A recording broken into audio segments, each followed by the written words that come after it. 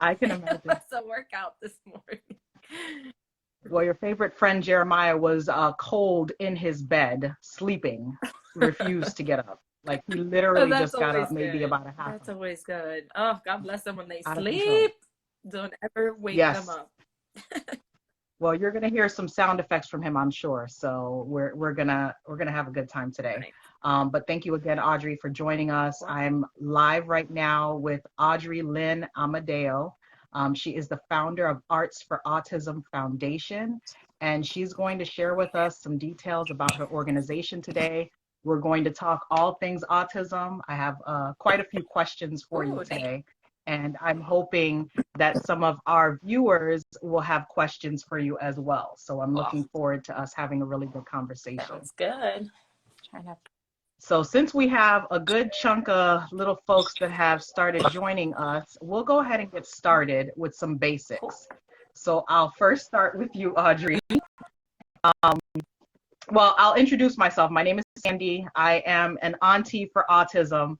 I have a 13-year-old nephew who has autism. He's nonverbal, and he has blessed us with many different experiences over the years. And so, in doing this Autism in 30 series, I wanted to make sure that I not only gave you my personal perspectives on some things that I've experienced with my nephew, because I do live in home with him. We are very much a village raising my nephew. And so I wanted to make sure that not only you got my voice, I'm hoping to get my brother to also chime in on his perspectives as a parent.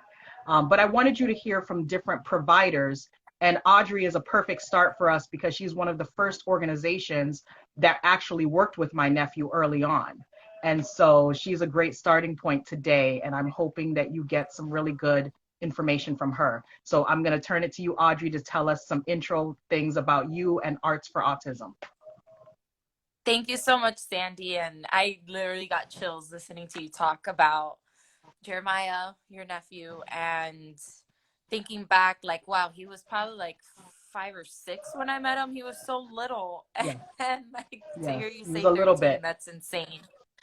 It's been a minute. But yeah, my name is Audrey, and I started the Arts for Autism Foundation, or originally it was Spectrum Dance Therapy, and that was back in 2013, February of 2013. And after about a year and a half of us being a small business, I realized it was very challenging for families who are, up to here with paying for co-payments and therapies and doctors and this and trying so many different things. Dance, even though it was a great activity for the kids, it was falling kind of in the bottom of the list of things to pay out of pocket for.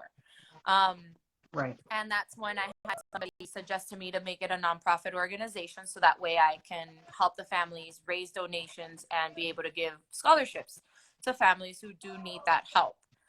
So that actually Okay. took place in 2014. So the end of 2014. So almost 2 years later, we started Arts for Autism. And it's Okay.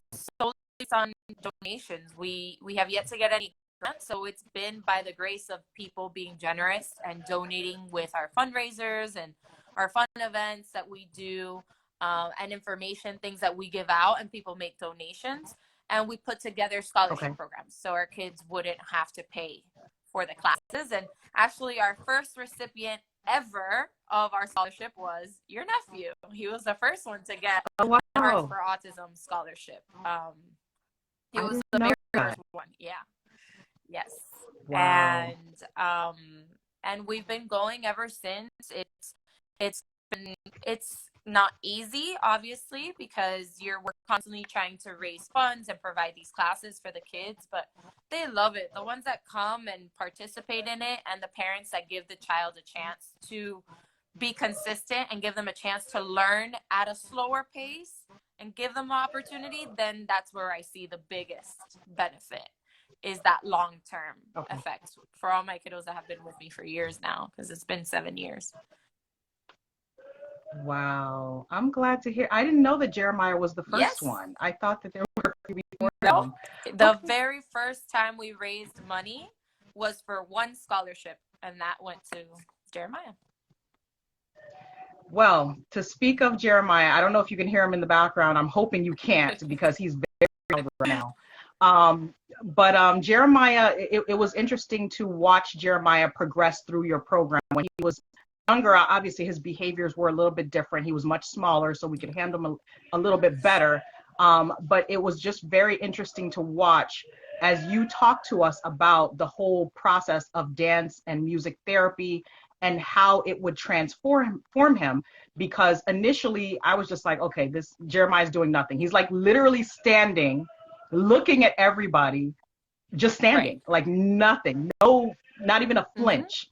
And it was funny that it was literally about a year after, just this one random day, and all of a sudden here he is moving as if he'd been moving for like weeks and weeks and weeks. So I can attest to the fact that, dance and music therapy does work. I'm not saying every single child will No. see the same impact, but every child can take something from it. And you'd be amazed at even the child that you think, oh my God, they'll never do anything, how little, that little bit, how much that matters. Yeah, that's what I try to get parents to understand. And I know it could be challenging and difficult, especially when you're in a large class and you're looking at other kids. And it's by nature, us parents, we want to compare and do the comparing game. And you see one kid doing it perfectly, and you see the other kid doing at least half Right. of the class, and your kid is the one in the corner crying, stimming, like, Yeah. or doing nothing. And it's hard. And it kind of puts like a microscope on your kids. So your knee jerk reaction is to remove them from that environment. Um, Right. which is why I started doing the parent trainings and spectrum dance therapy trainings to educate the parents so that they can understand, why do we do these moves? Why do I Right. say don't puppet them, let them do it? Because part of it is just let them watch, let them be in that environment, get them desensitized to being in a large group, to being around loud music. That's part of the Okay. process. Step two, are they even looking at me? Are they engaging and looking at peers? That's huge. Are they standing next to a peer, making eye contact with a peer? That's huge. Then the next step, okay, are they actually giving me some dance moves? Then we're working on the Right. coordination. Now they're doing it on their own. So it's a process. It's not something that they walk in there like any other dance class and they're going to follow all my moves and it's going to be happy dandy. It's a therapy and it takes time, Absolutely. and every child is different.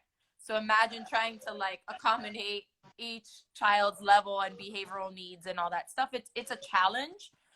If we don't have the right amount of support, physical bodies, able bodies that can help, um, Right. but with the right consistency, patience, dedication, you really do see these kids progress in being able to tolerate all those things and pick up on moves. And now they're having fun. Now it's a fun environment for them to be in. And that's, I mean, what more do we Right. want than that? That's all we can ask for. And truth be told, thinking about all of the things that autism entails in terms of behaviors, in terms of lifestyle, in terms of changes in development over the years, having a piece that gives that child a release is key to Mm-hmm. me. Um, so going into talking about autism in general, because we're going to talk all things autism today, we're talking with the founder of Arts for Autism Foundation, Audrey Lynn Amadeo. Please check out their page at Arts for Autism with the underscores in between. And make sure that you check them out and donate if you can. If you have something that you can make a donation, the monies go directly towards the support of children on the autism spectrum and providing them with much needed dance and music therapy. So I was thinking today about, some of the things that I wanted to talk to you about, and I kept thinking about autism in general. And I wanted to know from you, because I'm going to give you mine, three words that describe autism for you. For me, those three words are Mm-hmm. different, loud, and OMG. And it's not even a word, it's just initials, but different, loud, and OMG, I because love it. there's so many differences that I see with children on the spectrum that it's like, sometimes I listen to people talking about autism as if it's this one thing, that savant, that real smart kid and whatever. And I'm like, no, that's not even anything that I think of.